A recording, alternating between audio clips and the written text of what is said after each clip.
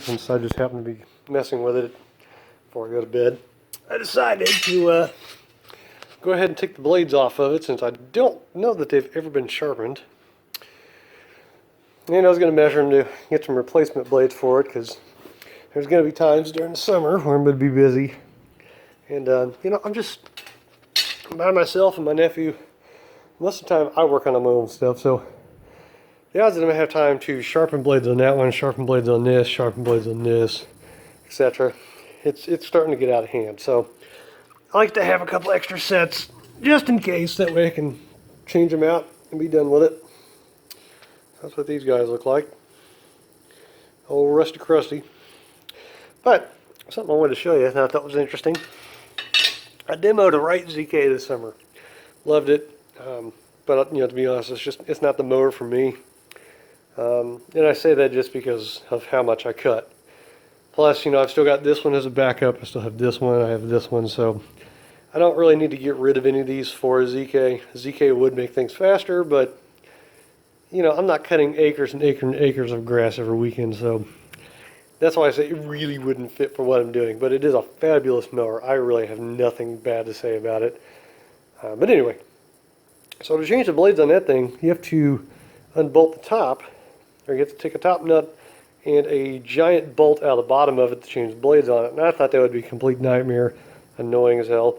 And really it was fairly easy because you can get to the nut and the bolt from the bottom of the deck without actually having to lift the mower up. Now you still have to lift the mower up to get the blade to come out because, you know, the bolt, if I remember right, it's stupidly massive. I say that because just now I went to take the blades, or the blades off of this, and this happened. I don't know if it's the same one, but there is a gigantic bolt that goes through the bottom of the spindle, comes up, and nuts at the very top. So I found that to be kind of interesting because it's pretty much like the ZK, and the amount of effort it took was pretty minimal. Honestly, I think it's even easier because you can put the blade and the bolt and everything and start it, you know, and then go on the top of it after you let it down, zip it all down, and you're done. There's no laying up underneath the deck trying to tighten it, so I actually think I prefer this way. But something else I was going to tell you about is this nightmare. I decided to change this, and allow me to demonstrate here. So usually a belt will wear from the sides. It doesn't normally get smaller in diameter. It will look that way, but it just doesn't. Because a good belt, you know, in good condition, it's going to fit on the outside of this because it's nice and wide. Well, over time these things wear, and you can see where this one is, it's nowhere near the outside of it. And the biggest reason I'm changing it is because this pulley that I got from Tractor Supply, it was at the very end of its adjustment. You couldn't go any farther. And it was moving the mower around, but it's still kind of sloppy and a little loose. So I decided to change it. Now, I assumed this was a belt that somebody had thrown in there, like some kind of universal deal, and then I noticed this on it. I don't know if you can really read that, but this is the original belt that came off the mower. I have no idea how old this thing is. I'm guessing at least 15 years. So I haven't looked yet, but I'm also going to take a bet that the deck belt, I'm going to guess if I spin it over enough, I may actually see. Well, I'm not going to waste time with it right now because this is the video, but I'm willing to bet that's the original belt as well. So I will be changing both of these. And another tip for you is to always replace it with a lawnmower belt. Now, I'm not talking about going to Napa and getting one of those little $7 jobs, because the problem is those are only meant to drive an accessory, like you know, an alternator, maybe a air compressor, something like that. It's not designed to, you know, turn something of a high horsepower. What I mean by that is to turn this deck, this requires more than just a horsepower. So in the past I've gotten those belts and they've busted rather quickly, and I've just never really understood it. Well, over time I've realized that, you know, these have got like stuff like Kevlar in them. They've got cords, a lot of stuff that most automotive belts don't have. So when you go to replace these things, and in the instance of this one, you can actually get it for 16 bucks. If you buy it through the Great Dane brand, it's 26. If you buy it through the Everride brand, it's 16. It's the exact same company. I don't even know why there's it's the same partner, but I don't know why there's two different prices. But anyway, so obviously I bought the Everride because half the price almost. But I think if I remember right, the deck belt for this one is like $56, and it's just for that reason that I said. It's got, you know, it's got stuff in it. Now, I need to replace this one too, and I'll show you really quick, not to segue over to this thing because it really doesn't need a lot of repairs. But I had to order some bushings because when you're running this thing, you can't really see it right now, but the belt that's in here right here will actually deflect out here, and you can see that. Or maybe you can see it inside the deck. I think you can see it inside the deck right there doing this.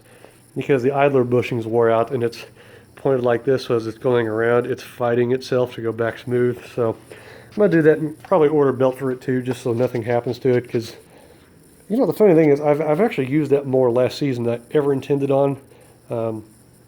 And while it's an old thing, and there's still some minor things that I cannot stand about it, I do kind of love it.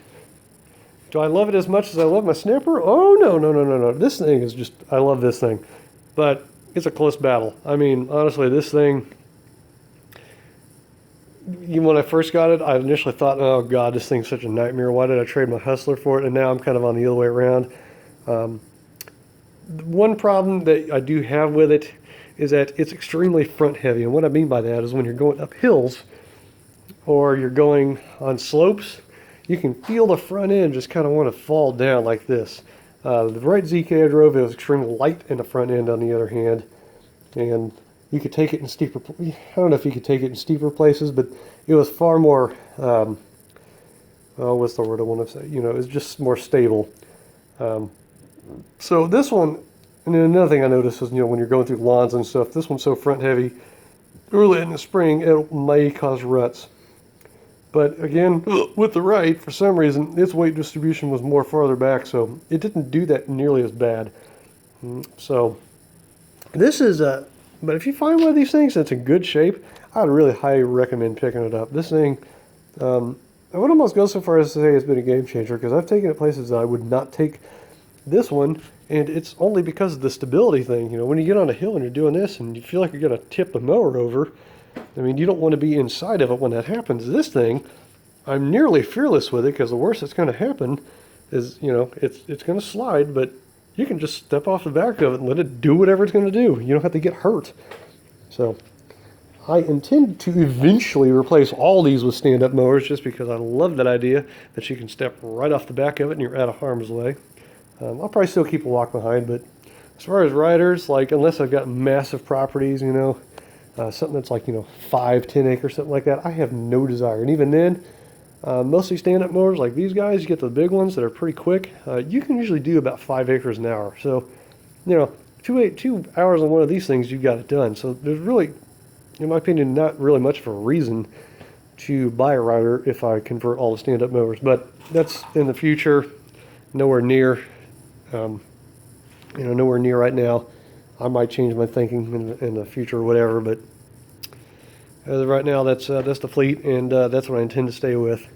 And of course, my whatever, you know, my little small hand tools and stuff.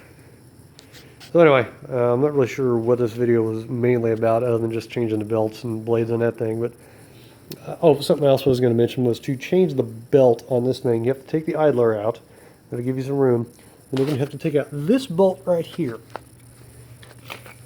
You have to take out that guy, because that sits on top of the pulley and fan assembly for the transmission, so you have to use that, slip the belt over it. And then another thing, I've been wondering what this mysterious hole for right there is, and it's so you can disconnect the bracket for the bypass valve. You have to do that too, because the belt goes right to the middle of it. So this is not like a 5-minute deal. This is going to be at least a good half-hour fighting it, so I'm kind of glad I'm doing it now rather than later, because I could totally see where I'm getting slammed in the spring season. My kids are inside crying.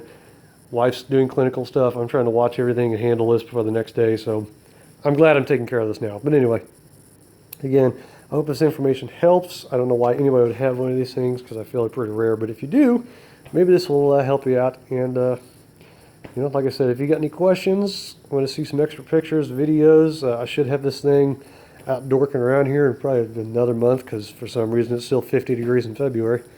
So there'll be some videos of it coming soon. Thanks for watching.